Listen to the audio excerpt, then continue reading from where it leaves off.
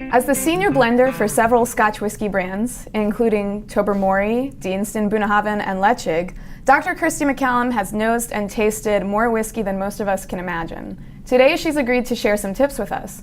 Kirstie, what advice do you have for people who want to make the most of their dram? Firstly, when you're nosing and tasting a whisky, for me there is no way to drink a whisky. You do whatever you want to drink a whisky, mix it with whatever you want, make cocktails, do whatever, it's your whisky to enjoy it.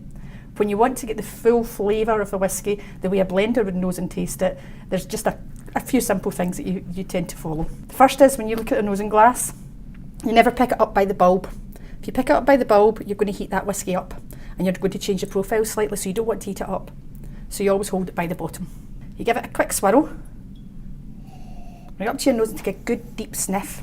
But while you're sniffing it, if you keep your mouth open slightly, just to allow everything to circulate, you'll get different aromas if you keep your mouth shut than you will if it's open. So you just keep it open a little bit and allow the aromas to circulate around.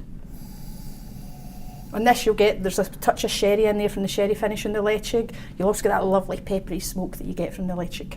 When you're tasting the whisky, if it's the first whisky of the day, what I would tend to do, especially if it's bottling strength, take a little sip first, just to get your mouth used to the effect of the alcohol. Then take a second mouthful, hold it in your mouth, swirl it around your mouth, cover all the surfaces of the mouth so you can fully appreciate the flavour of that whisky. I've heard some people say when you're tasting a whisky, you hold it in your mouth a second for every year it's been matured. That's fine if you're looking at a 12 or an 18-year-old whisky, but when you're up at 40 years old, it's a long time to have whisky in your mouth. So just make sure you cover all the surfaces of your mouth before you swallow it to get the full effect of the flavour. So one small sip first? And then another sip and let it linger? Let it linger.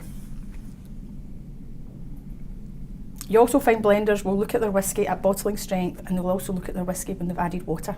And they'll bring the strength of the whisky down to about 22% alcohol, and that's where you get all the nuances coming out of the whisky. It's when you really open it up and you get all the different flavours coming through. And then after that? Just enjoy it. I'll drink to that. Thank you so much, Kirstie. Thank you. And thank you for joining us. We'll see you next time.